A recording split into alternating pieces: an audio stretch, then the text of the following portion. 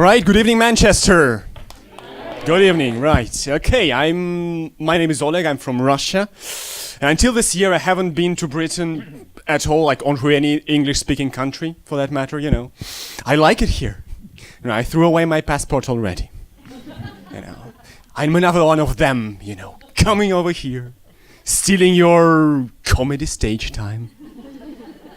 Soon it's gonna be just us here in these open spots, in an open mic spots, just immigrants.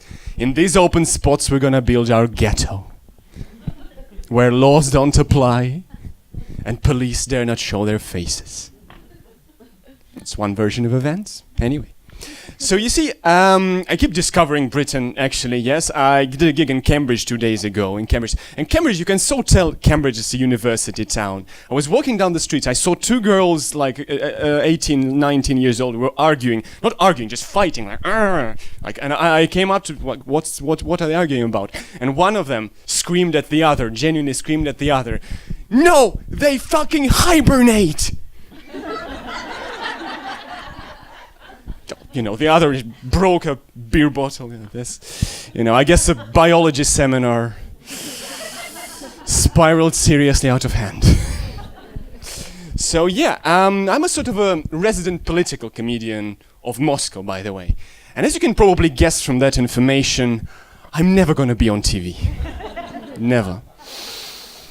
But many people ask me here, like, isn't it dangerous doing political comedy in Russia? Can't you go to prison for that? Right, to which I always say, absolutely. In Russia you can go to prison for all sorts of weird things. For example, earlier this year a guy was arrested and criminally prosecuted for catching Pokemons in a church. Well, although in this case I must admit there's some logic behind the prosecution. Because of all places, a church is obviously not an appropriate place for an intense and self-forgetful search for some creature that doesn't really exist, is it?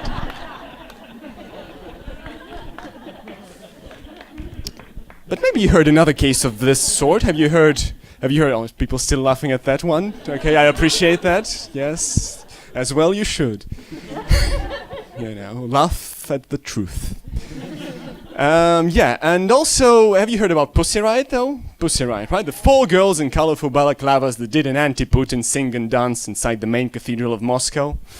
Went to prison for 2 years, got out, became celebs, got on stage with Madonna, as if the prison wasn't punishment enough, you know. But many people don't know anything else about Pussy Riot and just sort of assume that they were some kind of anarcho-feminist punk band just based on the name Pussy Riot. It's not actually true, you know. They were a politically inclined punk band, yes. But Pussy Riot's exclusive political goal was in fact to put a swift and violent end to the domestication of cats. Through initiating a massive grassroots civil disorder of the cats worldwide. And I can prove it to you. Prior to the church thing, Pussy Riot's 3 main hits had actually been "I'll scratch my own back, shove your cat comb in your ass," "I spit your whiskas in your face, you chauvinistic cat slaver," and "A purr to freedom." Oh, you know, just a bit of fun. Cat owners like this joke. I do it all for them. But you know, anyway, in Russia or in any other country, it is difficult being a comedian, anyway, financially, if anything, right? For example, I was flat hunting recently, looking for a new place to rent in Moscow. And landlords, they always want their lodgers to be sort of solid and serious people, right? And so one of them asked me, like, "What do you do?" I said, "I'm a stand-up comedian." And he said, "Do you consider this a serious profession?"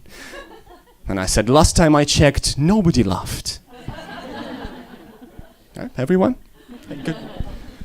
Yeah, but you see, about the protest and revolution, yeah, I have some story about a protest of one single person, but you know, just to get into that, right?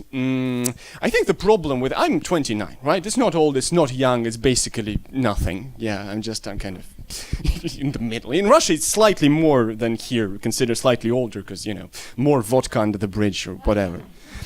But you know, I think that I start reflecting on my generation, even younger generation, slightly older generation, all of this generation, like under 40 or whatever. I think we're all basically, I don't know, we're all basically idiots. I think. That's what I think. for what it's worth, okay?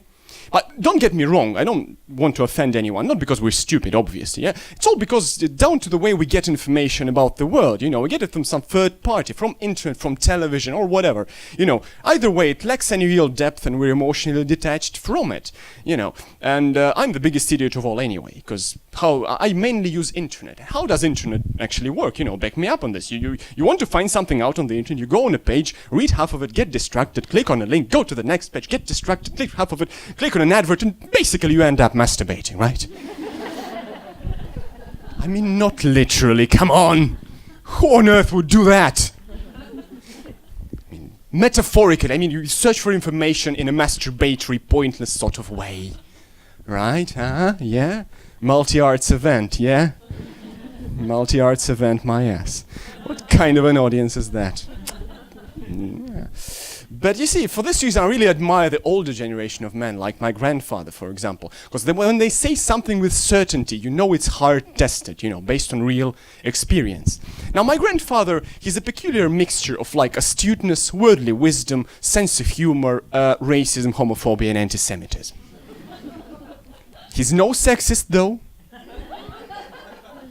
He doesn't like women to be overly submissive. And I know this because of the internet, by the way. Because every time I visit him, he's got his old computer open, and there are all of these dirty banners that pop up without your will or permission. Now, in my view, that suggests that he likes even his porn to act with some degree of independence. All right, this joke is definitely better than that, guys. Sorry, Up your game. But as I said, he was very anti-Semitic, right? The last story that I'm going to tell you about a protest of a single person. When I was a little child, pretty much every weekend I would visit my grandmother and my grandfather, and I would sit here on the floor and I would listen to them talking. My grandfather was very anti-Semitic. He was very much against Jews. And he was, all the problems in the world are because of Jews, the fucking Jews, and my grandmother, obviously she didn't, agree with him, but she didn't want to stand up to him. She just looked at me like a little child, looked at him and went to the kitchen to do some angry baking. But, one time he was particularly insistent. I was sitting there, a little child, listening. He said, all the Jews, they're fucking Jews, all the problems in the world are because of Jews. And she decided, it was beautiful, she decided to take a stand. She looked at him, and he was just going, all the Jews, the fucking Jews. And she's like, well, darling, you haven't really seen lots of Jews in your life, have you? He said, oh, the Jews are what? Well, no. What? Well, you have only seen one Jew in your entire life, haven't you? Well, yes, and he was your boss in the Soviet Union in the 70s and the 80s, and he was a very good guy, wasn't he? Well, yes, and what's your point? And you remember when you needed an apartment, he pulled some strings to get you an apartment, a very good apartment, do you remember that? Well, yes, and... You remember when you needed a car, he pulled some strings to get you a car, a very good car, do you remember that? Oh, yes, what's the point? What's the fucking point? Yeah, and when you remember when you were in an accident in that car, he came to the hospital, he donated blood for you, he lost half his blood, he nearly died, do you remember that?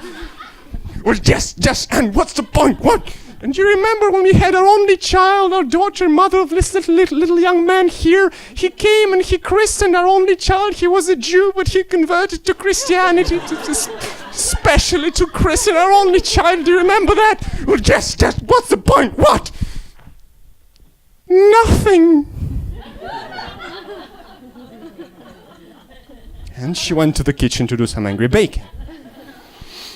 And my grandfather, he looked at me and he said, women and their logic. They think they can disprove a perfectly good theory just based on one negative example. Right, I've been Oleg Denisov. Thank you very much. Thank you very much for listening. You've been amazing. Thank you. Ladies and gentlemen, Oleg Denisov!